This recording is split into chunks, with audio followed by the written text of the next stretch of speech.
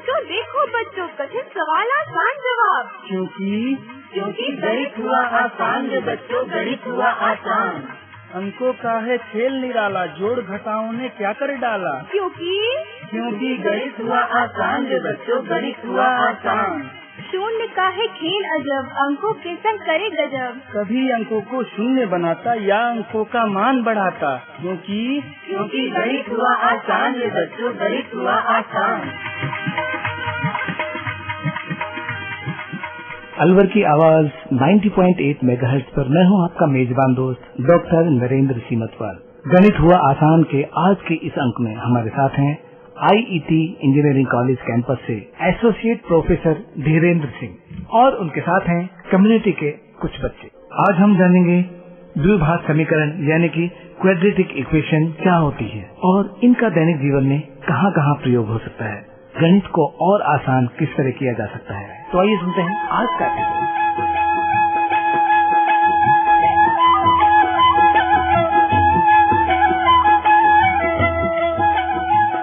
नमस्कार छात्रों, मैं Dhirendra Singh, associate professor IIT Alwar. हम लोग आज द्विघात समीकरण जिसको बोलते हैं क्वाड्रेटिक इक्वेशन, उसके बारे में डिस्कस करेंगे। जो आपको प्रॉब्लम आ रही है उस द्विघात समीकरण को हम कैसे आइडेंटिफाई करते हैं, पहचानते हैं और उसका एप्लीकेशन कि हमको कहाँ उनको यूज कर सकते हैं, उनसे क्या क्या हम सवाल वगैरह हल कर सकते हैं, इसके लिए हम लोग डिस्कस करेंगे।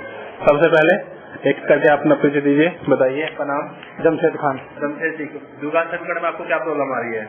समझ नहीं आता।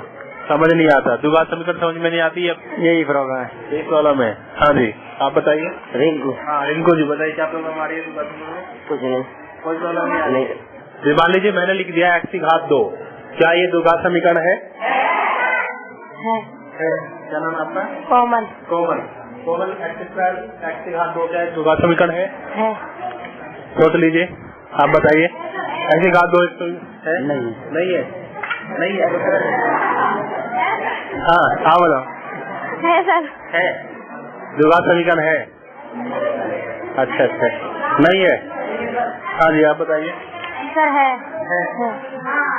ये द्विघात समीकरण नहीं है, ठीक है ना। ये द्विघात समीकरण क्यों नहीं है, इसका रीजन ये है, देखिए इसका कारण ये है कि समीकरण में जो समीकरण होती है उसमें बराबर का साइन होना चाहिए। कोई भी समीकरण तब बनेगी जब उसमें बराबर हो गया, दो साइड होंगे कम से कम, ठीक है।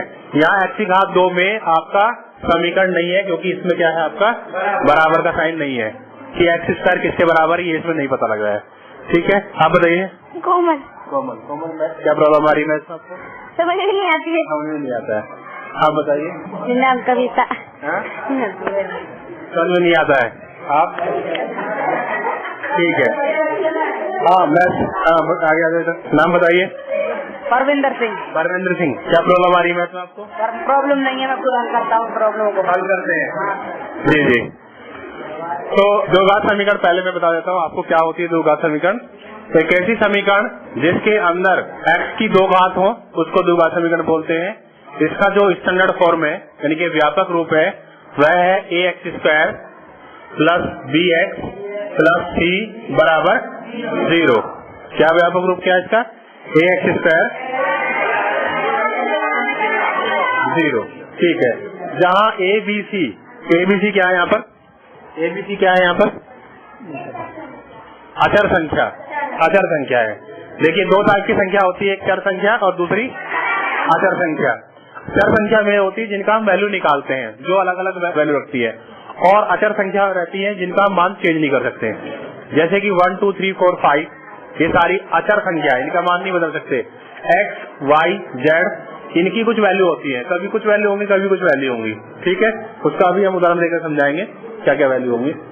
तो यहाँ पे आपको a b c आपकी अचर संख्या है, x आपकी चर संख्या है। हमें क्या करना है, आपकी द्विघात समीकरण का यूज करते हुए कुछ एप्लीकेशन देखनी है, कैसे हल करते हैं इसको, ठीक है। तो हल करना हमने पुरानी जो एपिसोड से उन्होंने सिखाया था, आज हम इसका एप्लीकेशन सिखाएंगे और आपको जो प्रॉब्लम आ रही है यानी कि आपको जो गैप आ रहा है उसके ऊपर हम लोग डिस्कस करेंगे, ठीक है।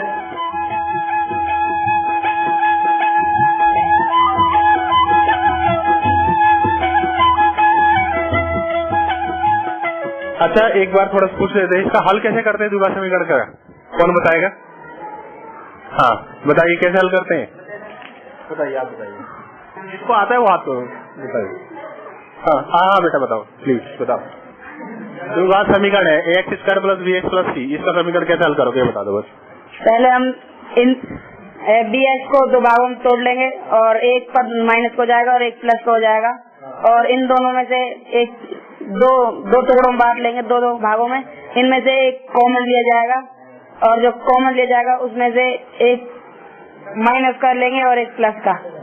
ठीक है, तो हम लोग ऐसा करते हैं कि जो आपका b है उसको ऐसे दो भागों में तोड़ते हैं जिनका गुणनफल, देखो जिनका गुणनफल a और c के गुणनफल के बराबर हो और जिनका योग, दोनों योग या अंतर b के बराबर हो। ठीक है, ऐसे करते हैं। अच्छा हमारे पास एक क्वेश्चन है जिसका हम लोग आज आंसर कैलकुलेट करेंगे। जैसे आपके पास एक क्वेश्चन है, यह है एक आयताकार भूखंड का क्षेत्रफल 528 मीटर स्क्वायर है। क्षेत्रफल जो क्षेत्र है उसकी लंबाई मीटर में चौड़ाई से दुगनी से एक अधिक है, चौड़ाई के दुगनी से एक अधिक है। इसमें भूखंड की लंबाई और चौड़ाई ज्ञात करनी है। ठीक है, क्या क्वेश्चन है आप बताइए, क्वेश्चन बताइए क्या है आपका। एक आयताकार भूखंड का क्षेत्रफल 528 मीटर स्क्वायर, क्षेत्रफल की लंबाई मीटरों में चौड़ाई के दुगने से एक अधिक है। भूखंड की लंबाई चौड़ाई ज्ञात करनी है। इसमें भूखंड की लंबाई और चौड़ाई ज्ञात करनी है। हाँ आप बताइए क्वेश्चन क्या है आपका। एक आयताकार की भूखंड की क्षेत्रफल 528 मीटर है, क्षेत्रफल की लंबाई मीटर चौड़ाई की दुगनी है, एक अधिक है। हम भूखंड की लंबाई प्लस चौड़ाई ज्ञात करनी है। जी, तो क्वेश्चन है आपका, एक आयताकार भूखंड का क्षेत्रफल 528 वर्ग मीटर है और उसका हमें जो लंबाई है वो चौड़ाई की 2 गुना का एक अधिक है, तो हमें उसका लंबाई और चौड़ाई ज्ञात करना है। इस क्वेश्चन को हम द्विघात समीकरण का एप्लीकेशन यानी कि यूज करते हुए हम क्वेश्चन का हल निकालेंगे।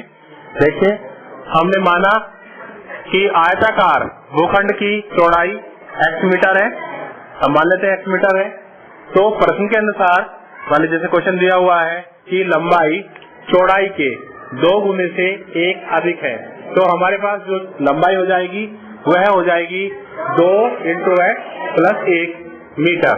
लंबाई की मात्रा क्या होता है, मीटर, तो इसको भी मीटर में लिखा है।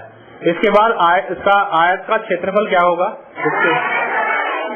क्या होगा, लंबाई गुना चौड़ाई।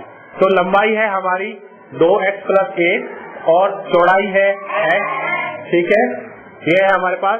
लेकिन हमारे प्रश्न में दिया हुआ है, क्वेश्चन में दिया हुआ है आयताकार भूखंड का क्षेत्रफल 528 वर्ग मीटर।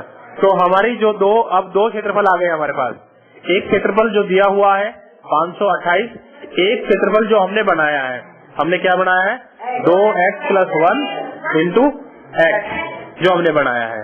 तो हम अब दोनों को बराबर कर देंगे, इधर भी क्षेत्रफल जो दिया हुआ अपने क्वेश्चन में और इधर क्षेत्रफल जो हमने बनाया है, दोनों को, क्योंकि दोनों बराबर हैं, क्योंकि आयताकार तो एक ही है क्षेत्र, इसलिए क्षेत्रफल बराबर होंगे। हमने क्षेत्रफल बराबर कर दिए, हमने लिखा 528 बराबर 2x + 1 x, यानी कि 2x + 1 x में x की जब मल्टीप्लाई करेंगे तो आ जाएगा 2x² + 1। हम साइड चेंज कर लेते हैं, साइड चेंज करेंगे तो हमारे पास आएगा 2x² + 1 माइनस 528 बराबर 0। ठीक है, आप बताइए जो 2x² + x माइनस 528 ये बराबर 0, ये क्या है, ये द्विघात समीकरण। ये क्या है आप बताइए। द्विघात समीकरण। द्विघात समीकरण है, आप बताइए कौन सा समीकरण है ये। द्विघात समीकरण। द्विघात समीकरण ही क्यों है ये, क्योंकि इसमें x² है, क्योंकि इसमें x की घात 2 है। ये समीकरण है, हाँ, क्यों x की घात 2 है, x की घात 2 है तो इसलिए समीकरण है। बोलिए, ये समीकरण इसलिए है कि यहाँ पर बराबर का साइन आया हुआ है, इसकी घात 2 है, गुणनखंड बच चुका है, लेकिन समीकरण के लिए आपको बराबर साइन देखना होता है। बराबर साइन होना चाहिए, बराबर साइन नहीं है तो वो गुणनखंड ही हो जाएगा। गुणनखंड मतलब पार्ट हो जाएगा उसके, वो समीकरण कभी नहीं बनेगा। जब तक बराबर का साइन नहीं होगा, चिन्ह नहीं होगा, तब तक कोई भी पद, कोई भी टर्म आपका इक्वेशन नहीं कहलाती। वो पद कहलाएंगे ये सारी चीजें।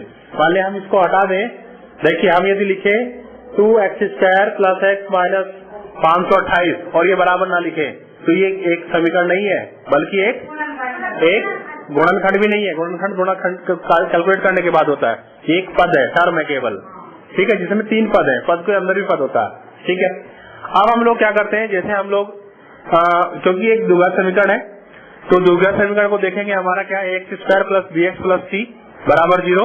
तो हम लोग क्या करते हैं, जो अपना b है इसको हम 2 पार्टों में तोड़ते हैं और ऐसे पार्टों में तोड़ते हैं जिनका गुणन a और c के गुणनफल के बराबर हो और जिनका योग अथवा अंतर आपके b के बराबर हो। तो हमने इसे क्या किया, यहाँ पर था हमारा 2x² + x माइनस 528, तो 528 का 2 गुना कितना हो गया, 1056। तो 1056, तो अपने जो x है यानी कि 1 को ऐसे पार्टों में तोड़ना है, ऐसे डिजाइन करना है इस x को कि कुछ x आए कुछ दूसरे x आए, जिन x का जो है आपका अंतर 1x बढ़े, लेकिन उन xों का यदि हम गुणनफल करें तो माइनस 1056x² हो। तो हमने देखा, तो इसमें हमने क्या किया, 2x² + 33x minus 32x minus 528 बराबर 0। यहाँ पर 33 माइनस 32 कितना बचेगा, 1x, किसका, प्लस का। तो इसलिए यह समीकरण को हमारी संतुष्ट करता है।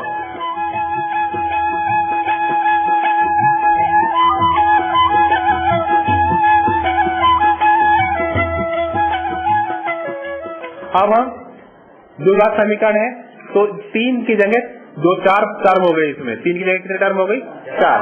हम पेयर बना लेते हैं, पेयर बनाएंगे, जोड़े बनाएंगे। एक पेयर यहाँ पे है हमारा जिसमें लिखा है 2x² + 33x, दूसरा पेयर है -32x माइनस 5 to 8। इन अब पेयर्स में से हम क्या करेंगे, कॉमन लेंगे, जो जो चीजें कॉमन होंगी, ठीक है। कॉमन किसको बोलते हैं, कैसे टर्मों को कॉमन बोलते हैं, जो अलग से रखते हैं, जिनको अलग से रखते हैं, आप बताइए। दोनों पक्षों में बराबर, हाँ, दोनों पक्षों में स्थित हो और बराबर हो, उनको कॉमन हो, अलग नहीं। जो दोनों पक्षों में जितने भी आप जिन टर्मों से आप कॉमन ले रहे हैं उनके अंदर उपस्थित हो। आप बताइए कॉमन कैसे लेते हैं, जो दोनों पक्षों में स्थित हो एवं उसमें से एक लेना पड़ता है जी। हम जो दोनों पक्षों में बराबर हो, है ना, दोनों पक्षों में उपस्थित हो। जैसे यहाँ कितने पक्ष है, एक पेयर तो ये हो गया और एक पेयर ये हो गया। इस पेयर, ये पहला पेयर है जिसमें लिखा हुआ है 2x² + 33x, तो दोनों में हमें कॉमन दिखाई दिया है, तो हमने x को कॉमन ले लिया। हमारा जो आया ब्रैकेट में आ जाएगा x गुना 2x + 33 माइनस, अब देखो 32x माइनस का 32x है और माइनस का 528 है, = 0। तो यदि हम इनमें से देखें कि इनमें दोनों में से क्या कॉमन ले सकते हैं, तो माइनस का 16 हम कॉमन ले सकते हैं दोनों में से, तो 16 ले लिया, 2x + 33। अब ये दोनों ही एक पेयर हो गया, ठीक है, एक पेयर हो गया। अच्छा, एक क्वेश्चन है यहाँ पे, आपके जो टर्में हैं मतलब पद हैं, वो आप कैसे चेक करते हैं कि किसी भी इक्वेशन में कितने पद हैं, आप कैसे चेक कर पाएंगे, बोलो, नाम बताओ। पवन सिंह। नाम बताओ, कैसे चेक करोगे, पदों को कैसे फाइंड आउट करोगे? सर पता नहीं है सर। पता नहीं है, किसी को पता है पदों को कैसे? हाँ जी, बताइए कैसे गिन के करेंगे, लेकिन गिनेंगे कैसे? हाँ बोलो। उन्हें सर गुणनखंड कर देंगे, उनको टुकड़ों में बांट लेंगे। टुकड़े में बांट लेंगे, वो दूसरी चीज है, लेकिन जो आप टर्मों को कैसे पहचानोगे कि कितने टर्म है? मतलब देखिए, जैसे यही आप समझिए, आप 2x² + x माइनस 528 बराबर 0। यहाँ पर कितने पद है? 3। कैसे पता लगा आपको 3 पद है? प्लस लग रहा है, माइनस भी लगा हुआ है ना, चिन्ह देखकर। कौन कौन से चिन्ह देख करके?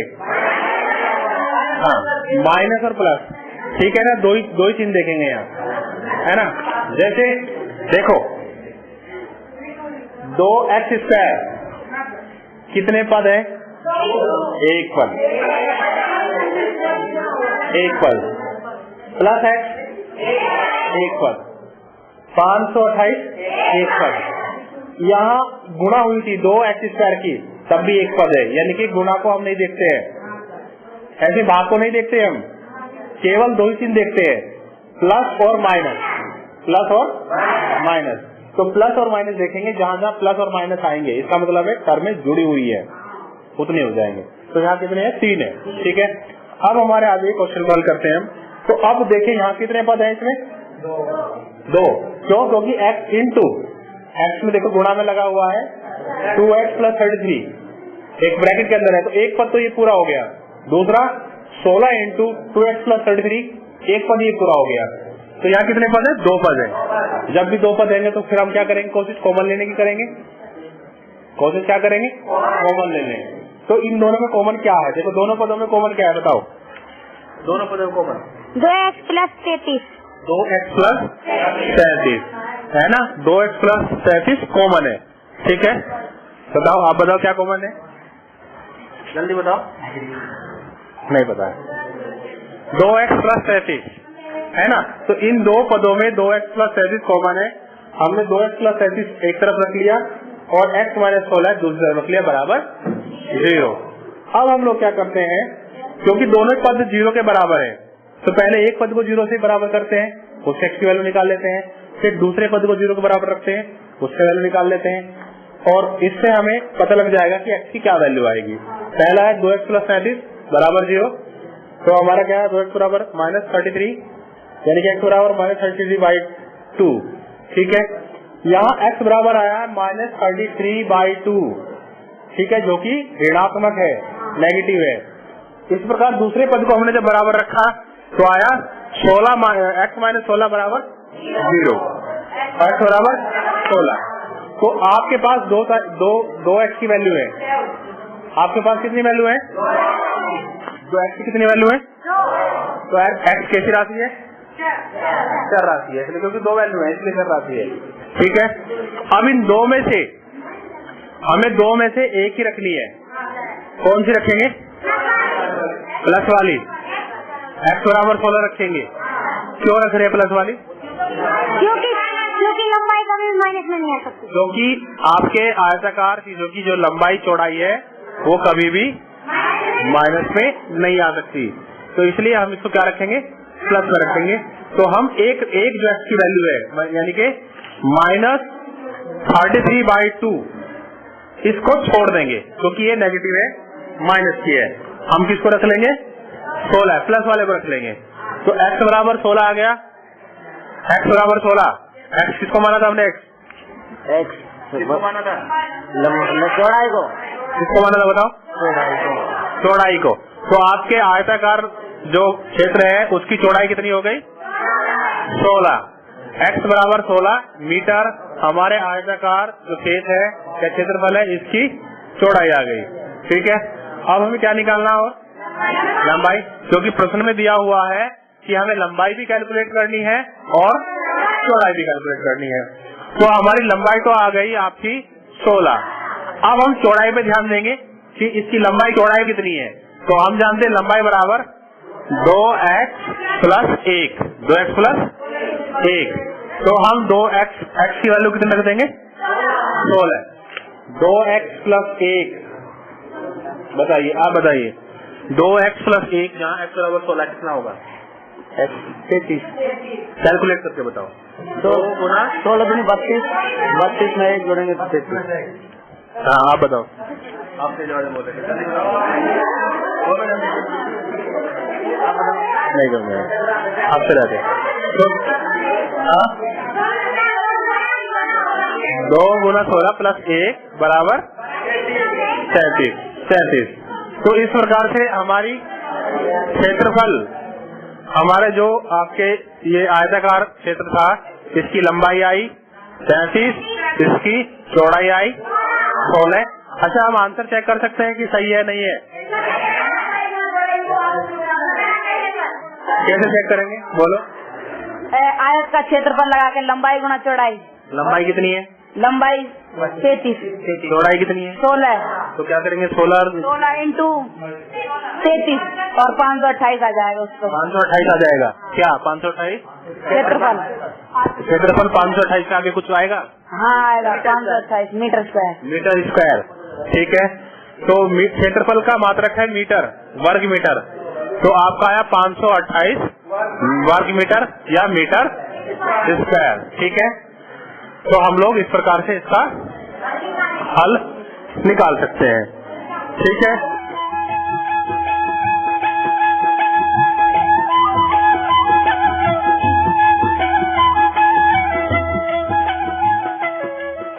चलिए, और कोई क्वेश्चन है आपको?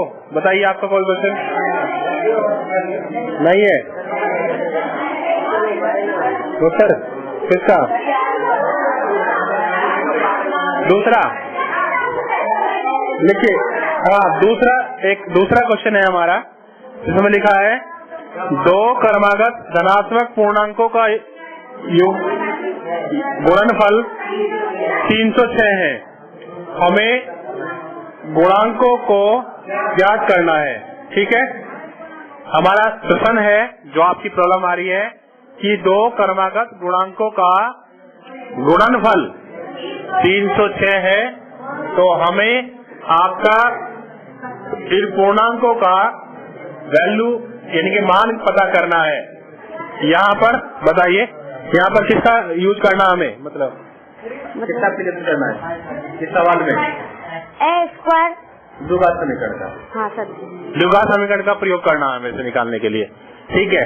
अच्छा, माना एक पूर्णांक, देखिए ऐसे लिखिए, माना एक पूर्णांक है आपका x, ठीक है। तो दूसरा क्या हो जाएगा? दूसरा हो जाएगा x प्लस 1, क्योंकि क्रमागत है ये, एक के बाद एक क्रमागत। और प्रश्न में दिया हुआ है इनका गुणनफल कितना है? 306। तो गुणनफल हो जाएगा प्रश्न के अनुसार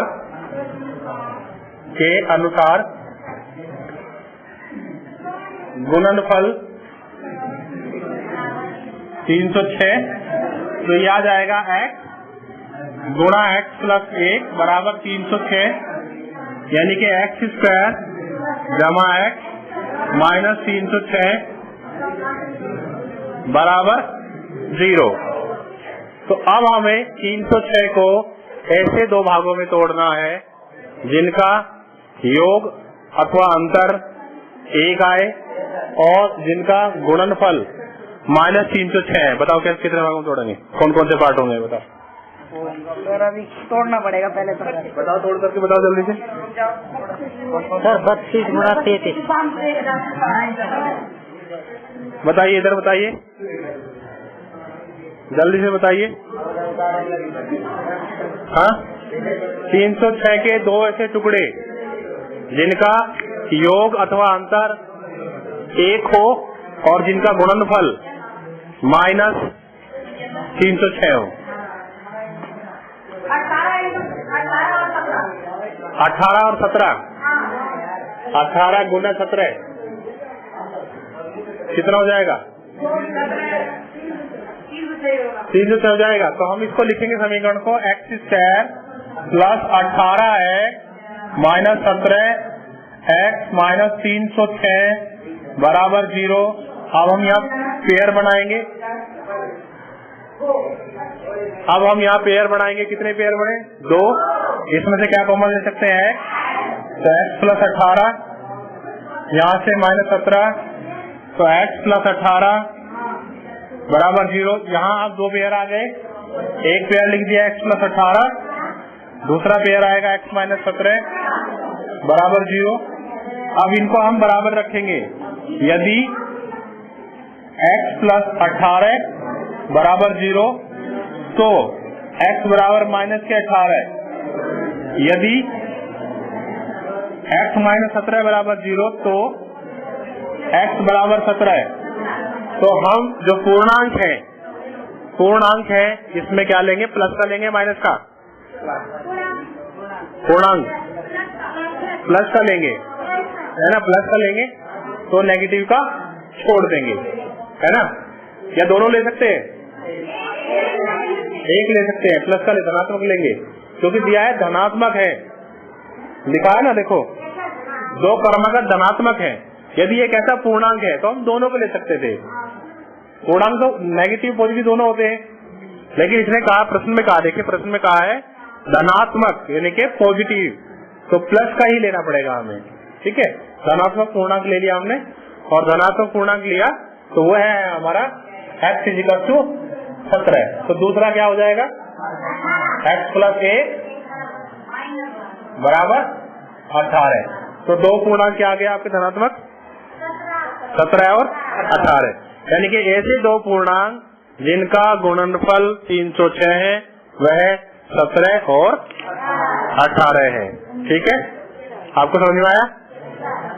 ठीक है, धन्यवाद।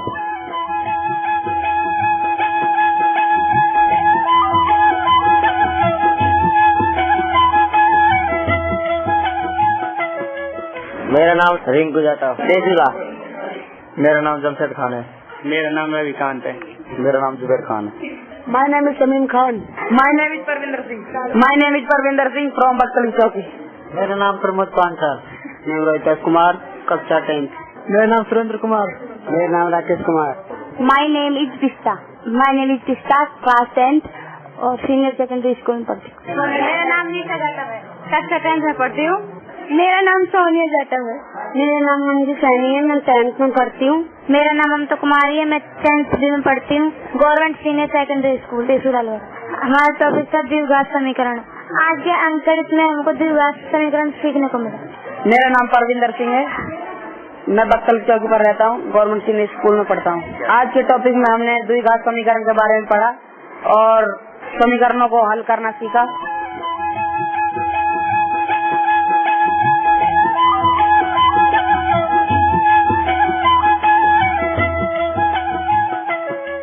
आज हमने जाना क्वाड्रेटिक इक्वेशन यानी कि द्विघात समीकरण के बारे में।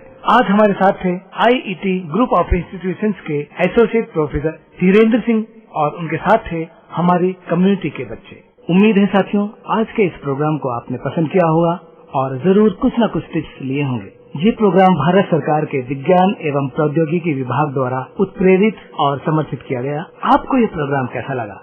इसकी प्रतिक्रिया, इसकी फीडबैक देने के लिए हमारा पता है कम्युनिटी रेडियो अलवर की आवाज 90.8 megahertz, IET group of institutions, MIA Alwar Rajasthan. हमारे फोन नंबर है 9587908908 और दूसरा नंबर 0144 512 1190। आप चाहें तो हमें ईमेल भी कर सकते हैं। हमारा ईमेल आईडी है radioalwar@gmail.com। साथ ही इस प्रोग्राम को इंटरनेट पर भी सुना जा सकता है साथियों, और उसके लिए लॉगिन करना होगा आपको www.i-radiolive.com। इसी के साथ आपके मेजबान डॉक्टर नरेंद्र सिंह मतवाल को दीजिए रुखसत। फिर से जुड़ूंगा गणित का और दूसरा नया प्रोग्राम लेकर। तब तक दीजिए पूरी टीम के साथ मुझे इजाजत। नमस्कार। आओ बच्चों, देखो बच्चों, कठिन सवाल आसान जवाब। क्योंकि गणित हुआ आसान रे बच्चों, गणित हुआ आसान। अंकों का है खेल निराला, जोड़ घटाओं ने क्या कर डाला। क्योंकि गणित हुआ आसान रे बच्चों, गणित हुआ आसान। शून्य का है खेल अजब, अंकों के संग करे गजब। कभी अंकों को शून्य बनाता या अंकों का मान बढ़ाता। क्योंकि गणित हुआ आसान रे बच्चों, गणित हुआ आसान।